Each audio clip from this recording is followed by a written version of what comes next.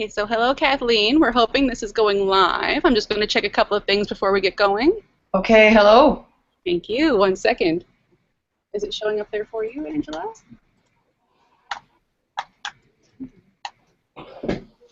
Oh, I'm seeing it.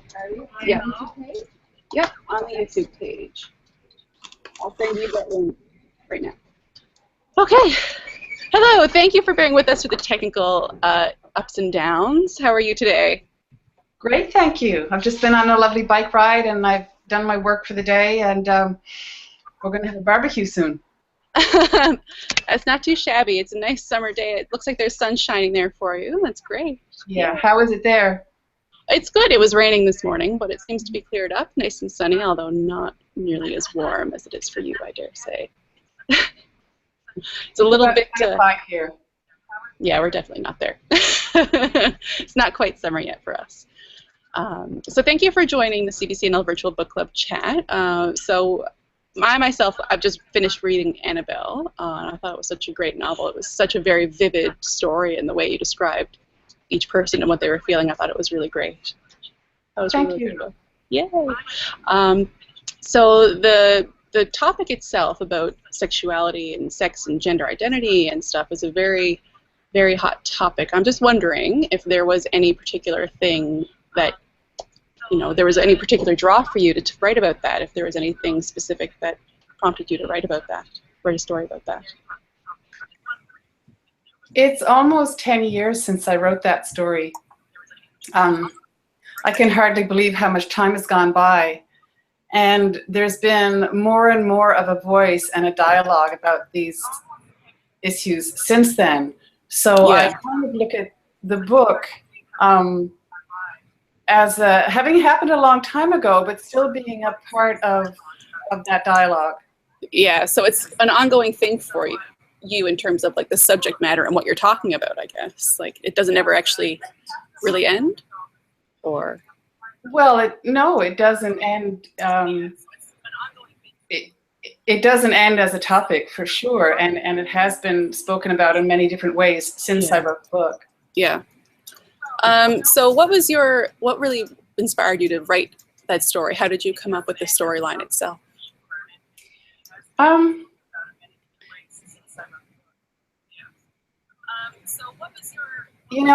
don't really want to talk about that. Okay. Fair enough. It's your work, your choice. Yeah. It was pretty, some pretty specific things about rural Labrador and growing up in there, just in general, unrelated to this character Wayne and his specific journey as growing up as being raised as a young boy. What prompted you to write it in such a remote setting to tell that story? I had visited Labrador for various reasons as part of the annual arts festival that's there, and I had friends there, and I'd been several times, and I knew when I was there that the land exerted a really powerful spell, really powerful. And I wanted to write something set there, and I felt that this particular story needed to happen there, just so that I could write about things that are paradoxical. We think that a small rural place might be less inclined to accept somebody on the margins than an urban center. But I think I question that, and I think that sometimes a place like Labrador is very, very humane and accepting of many different kinds of ways of living, and that was one of the contradictory truths that I wanted to bring out in the book. Yeah, because it almost seemed, as Wayne grew up and moved away, even when he ran into his old principal and he realized this person was just talking to him in the mall, like just having a conversation, and it didn't seem to be a large issue on their mind, like growing up and thinking about it after.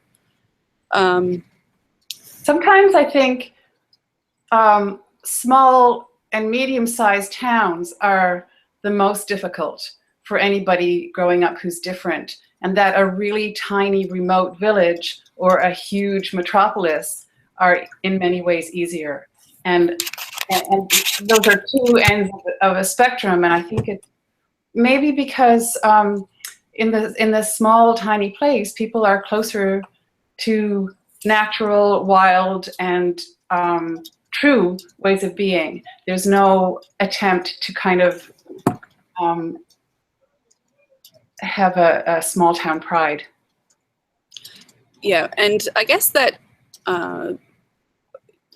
maybe you toyed a little bit with that mindset of, you know, like a small town wouldn't accept someone. When you look at a character in your novel who, you know, like Treadway, who has a very specific idea of how his child should be raised depending on what's going on. Yeah, when I wrote the Treadway character, I was basing him on men that I've known of his generation. So what I was looking at then was more how a father and a patriarch and a person of a macho culture reconciles himself with the notion of ambiguity and gender in his own child. So it was the father role that I was examining when I looked at him. Yeah, and about Treadway, you know, he's reminded me a lot of my own father a little bit, in that kind of very traditional, like very matter of fact kind of man, you know. Mm-hmm. What was is there anybody who specifically inspired that, other than generation? Was there anyone specifically who you modeled that after?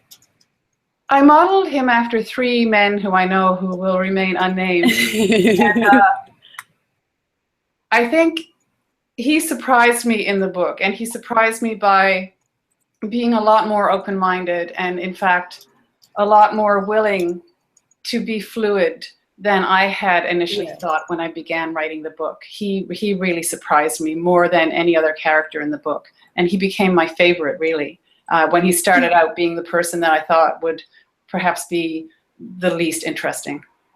Yeah. I do have a question here from Angela. I'm just going to bring this over so I can read at the same time. So what do you think accounts for the tremendous strides we've taken in acceptance towards transgender people, just even in the last year? I think it's been hard won, and I think it's been hard won by transgender people themselves, who have had to insist on being treated more equally than they have been. And I think it's a voice that is coming into its own in terms of being accepted and being partly understood by the mainstream, but there's still a lot of violence and a lot of negative energy on the go that people have to overcome. I mean, here in Montreal, just recently, I mean, less than a few weeks ago, there was a violent entry into, I believe, the only clinic that does transgender surgery in Canada. And it was a hate crime. And it was reported by the media as just an ordinary infiltration of the building, when in fact there were much more insidious and hateful motives at play there. Yeah, so while it's kind of, the book, Wayne grows up in 1960s Labrador and then moves, through the years, moved around to St. John's and then later to university. But that's the struggle that he kind of went through, and I'm thinking of that particular chapter that I had not really enjoyed reading, but was, one of those parts of the story that, happened to that character. I'm thinking about Dead Man's Pond, part of the story. That's something that that's not gone anywhere. That's not gone away, I don't think. Some of those specific things that happen to people who go through that. What do you make of, your story? While you've written it in a fairly modern era, it's also not changed given the different time difference in the different decades. Yeah, I said it with Wayne's birth in 1968, thinking that there would be a big difference between then and now. And in many ways, I have found that to be a mistaken notion. And I mean, in my own childhood growing up, you didn't have to be very different to have, you know, the shit kicked out of you after school by the other kids, you know. I had that experience many times myself, simply for being, I don't know, skinny with arms like chicken wings and not from here. So, and, you know, people in my daughter's generation had the same thing happen. And I don't see bullying and ostracizing going anywhere far away anytime soon, but I do think the dialogue around it has become more of a mainstream dialogue, and we have begun to really let kids know that that they're going to be listened to if something is happening that is either psychologically or physically violent or threatening. I think in Wayne's time, you didn't talk about it. In my time, I kept quiet about a lot of things that happened as a kid. Now, I don't know. I mean, it's still hard, but hopefully we're evolving a little bit. Yeah, I guess that's all you can really, you know, it's a hope, right? You can only hope that it'll be something that will change, because obviously you can't force something like that on people in general, you know, as much as you might want to behave humanely to other people. Yeah, but you know, there'll always be people who get around it, I guess, is what you're saying. Yeah, exactly. There's always going to be that challenge, I think, with anything that sparks that thought that it's something different from what they think is the norm. So I'm going to ask you, I'm going to go a little off topic from Annabelle here, if you don't mind, because I know that you're working on a new novel. If you don't, am I allowed to ask any hints about what you're working on there? Sure. I'm working on a book about General James Wolfe. And he was the British guy who died along with Montcalm, the French general, on the Plains of Abraham in 1759. But what he did was, he was a child soldier, and at 13, he left home and left his mother and became, you know, he went on the battlefield. Yeah. And he promised his mother he'd write a letter to her every fortnight. Every 2 weeks, the child soldier and the teenage soldier and the adult soldier, right up until days before his death at 32, wrote to his mom, and her name was Henrietta. And those letters are all in a library in Toronto. It's the Thomas Fisher Rare Books Library. They bought them from England very recently for $1.5 million. And I've read them all. And in them, James Wolfe presents a very different, very vulnerable self. He was melancholy. He was depressed. I think he suffered many, many traumatic events that we don't think of when we think of his victorious generalship, and that's what I'm writing about now. It's the story behind the story, almost. Yeah. Yeah. It's interesting. So I do have another question here from Angela. So back to Annabelle a little bit. So even though the book was written a decade ago, do people still approach you and want to talk about the transgender issues that you kind of touched on? I get occasional letters from people who've read the book. I think, you know, people never do, well, they never did approach me in that a writer is often incognito. I mean, I'm not famous enough for people to you know, approach me on the street and know that I write anything at all. But when people have read the book and are responding to it, yes, I still get letters. And sometimes I get paper letters in the mail, and I love that. Yeah. So I had a letter from a reader in BC who is transgender, who thanked me for writing the book and said, I keep this book as my companion wherever I go. On Remembrance Day, when I go to the cenotaph and everybody else is remembering the dead in their wars, I remember the dead in my gender wars. I remember the people who have been violently murdered for being transgendered, and I remember the people who have committed suicide because they didn't belong on the planet in their hearts because of being ambiguous, having ambiguous gender, or being intersex. So a letter like that kind of it makes me glad I wrote the book, but at the same time, very sad for the writer of the letter. Yeah, it's one of those things where, at least, it's nice to know that you've touched someone and on the story that, speaks to them, as hard as that story may be. And I think, Virginia Woolf said that she wrote to be less lonely, and I write because of that as well. And when a reader becomes less lonely because of my book, I think that's a very important part of the communication between reader and writer, and that's what I can only hope for at the best of times. Yeah. So I do have a question here from Laura Reeves. I love the novel Annabelle, and I'm so excited to ask you a question. I especially love the character of Wayne. He was so real to me and haunting while reading the novel. I think my heart still aches for him. I was wondering what the significance of his pregnancy is in the novel.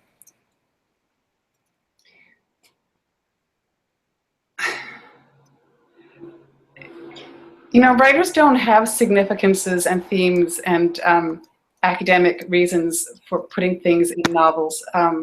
It's a scene in the novel, and I guess its significance, if I was to, be taking a course and I had to answer on an exam, what did Kathleen mean by that?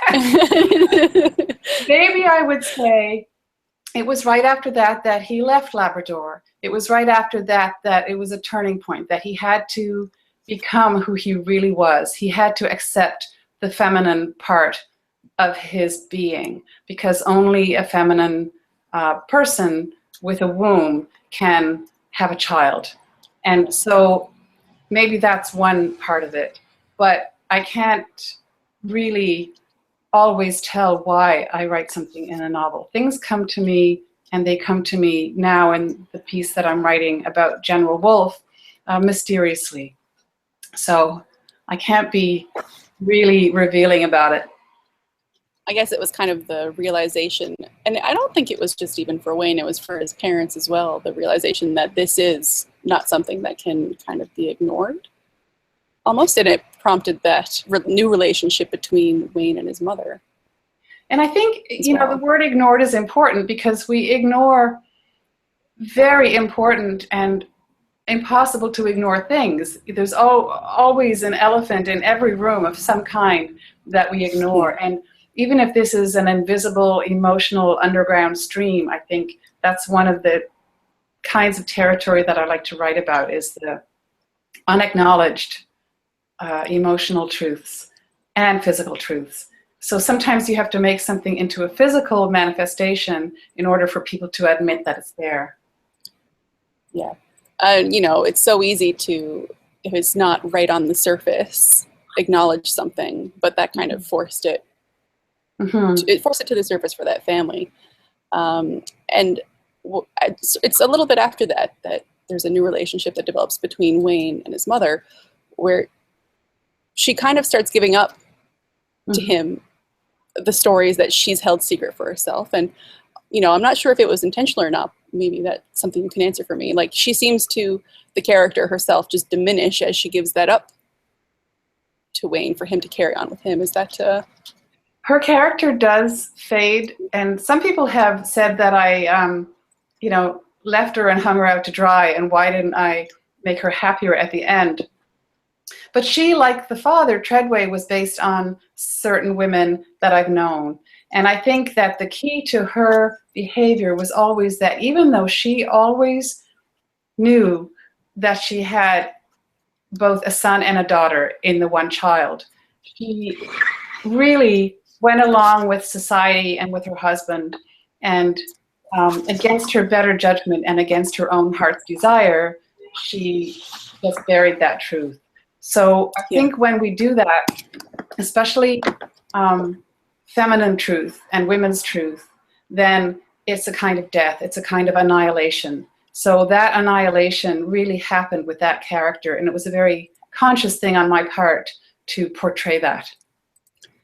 That's interesting, because, that's one thing I thought. I was like, oh, I wish that she had a little bit more time with who her child became, but that's not a realistic expectation necessarily. That's a real struggle. And that's something that really actually happens. Well, I think when you swallow or bury or submerge the truth for enough time, then a part of it, and it's your truth, then a part of you does fade and die and atrophy, and in some cases it cannot be revived, and it's a real tragedy. And I think that's what happened to her. Sorry, I think you were cutting out a little bit there for me, but I did get the gist of it. Yeah, you know, and Treadway takes his own journey near the end as well, where he goes to St. John's to visit his child, and it's almost like they switch roles a little bit in that he kind of helps guide Wayne to select his own life's journey. Yeah, once the father comes around to realizing the truth, he uses the same strength to bring it forward and to honor it that he previously used to deny it. That's true. Sorry, I'm just cutting out a little bit here. Let me just see if I can find a good spot.